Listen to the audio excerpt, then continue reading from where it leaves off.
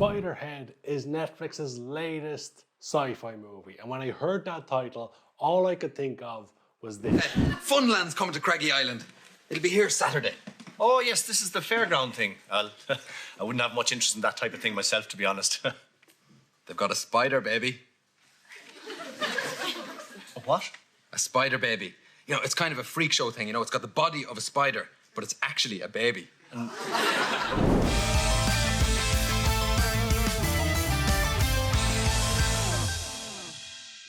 Spiderhead is Netflix's latest sci-fi flop. That's all it can be called. It's a flop. The movie stars Thor, Whiplash, and it was directed by the guy who most recently made Planes 3, otherwise known as Top Gun Maverick. It's got some good credentials behind it. Miles Teller is a good actor. Chris Hemsworth, I think, is a good actor. I've seen him in Thor and the Marvel movies, and he was probably in other stuff. And then you've got Netflix, who of course are a powerhouse within the content creation world. And this movie reportedly had a budget in and around $100 million. So where did all the money go? Because this movie, it didn't really have anything stand out. It didn't really have any amazing special effects or anything. Didn't really have anything. So as I mentioned, the movie is a sci-fi movie. I'm always interested in new sci-fi stuff, and going into it, my expectations were quite low. I didn't really expect too much from it. I hadn't really seen too much about it from Netflix. I'd seen it in the list of upcoming movies from Netflix. I noticed the poster a few weeks ago had Chris Hemsworth on it. That grabbed my attention. But for a movie that has Chris Hemsworth in it, and Miles Teller, and was directed by the man who made one of the most recent blockbuster movies, which got a lot of good praise, Netflix didn't push it too much, so that had me worried. When the movie began, my expectations were low. But within the first few minutes, I was intrigued. It seemed like something interesting was happening. It reminded me a lot of Black Mirror at the beginning, or in certain elements, Ex Machina, underground bunker, evil genius guy. Yeah. So we're introduced to Chris Hemsworth being this overseer boss guy who's in control of all these inmates. Outside was a sign that said Spiderhead Penitentiary. I don't think they ever explained why it's called Spiderhead. I guess they just liked the name. So the main idea is that these people are testing out, what would you even call them? These app-controlled injections into people that control their mood. Can make them horny, can make them like people, can make them love people, can make them hate people, can make them violent, can make them fear, can make them go insane. And right from the bat, it's an interesting, unique, kind of stupid idea. All the characters, all the main characters have this little box on their back. And for a movie that reportedly had such a big budget, it looked awful. It looked like some grandparents' pillbox stuck on someone's back. For such a big budget sci-fi movie with a big name director, big name actors, they really cheaped out on one of their biggest special effects. But the movie wears on, and more I started to think, okay, they might do this, they might take this twist, they might do this, there might be something even Shutter Island-esque where Chris Hemsworth is actually the inmate. Well, they're testing out these vials on people that inject into them somehow, and there's some sex scenes, and there's a little side story about someone wiping shit on walls, and there's a joke about someone being called Shitfinger. And then Miles Teller's given a choice of who to give this darkened flux injection to, which is going to drive someone insane, and he can't choose. Then he finds out that one of the women who he was made to fall in love with is also given that choice between him and another guy. So we get to a point where the woman that Miles Teller is in love with, because he was given this vial or injection or whatever they're calling it, she's given the darkened flux stuff, and that's driving her insane, and it's dialed up to 11. You can see the numbers all go to 11. Look, right across the board.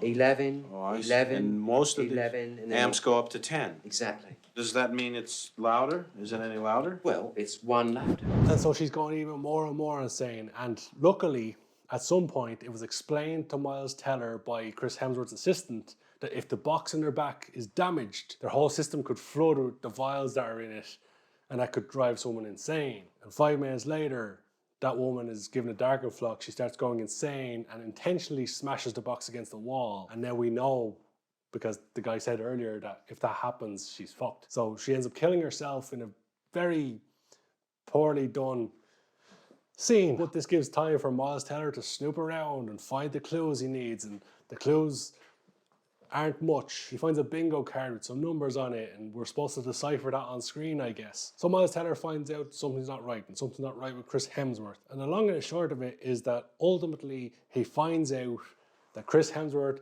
isn't running a prison.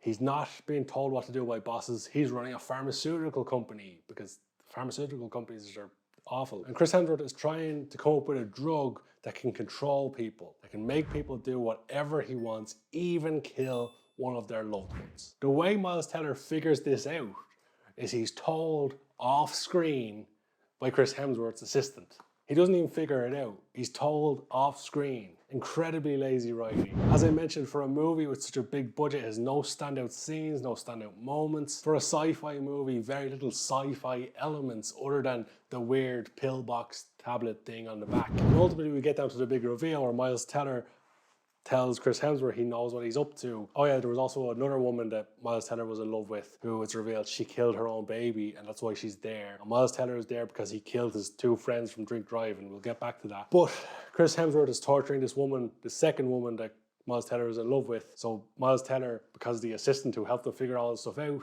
turns it around on Chris Hemsworth and uses his app to destroy Chris Hemsworth and drive him insane. They have a struggle.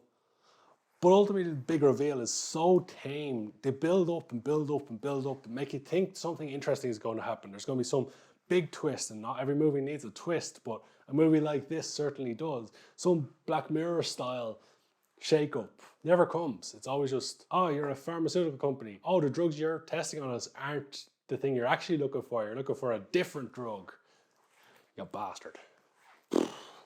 How dare you. At the very end, we end up with a scene where Chris Hemsworth has his pack on his back broken, so obviously all his vials are flooding the system and he's going a bit crazy, like the one earlier, despite the fact that she killed herself and he's just kind of okay. Miles Teller is trying to escape with the woman that he loves, and then the police are on the way because Chris Hemsworth's assistant has gone and alerted the police to what's going on in the facility. So the police are coming on boats, so Chris Hemsworth has to escape. He goes and gets in the airplane and starts flying despite the pack on his back being damaged. Miles Teller runs outside with the other woman after being chased by all the people inside because I can't remember why. And he gets into a conveniently placed boat right beside the airplane that was left behind. And then Chris Hemsworth, his drugs all kick in. He's seeing things, he's hallucinating things, and his plane crashes into a mountain as the woman who killed her own baby and the man who killed his friends because he was drink driving sail off into the sunset. Happily ever after. So when it comes down to rating out of 10 for Spiderhead, I'll be generous. I'll give it a 2 out of 10. I don't really know what the extra point is for. You know, generally I give most films a starting point of 1.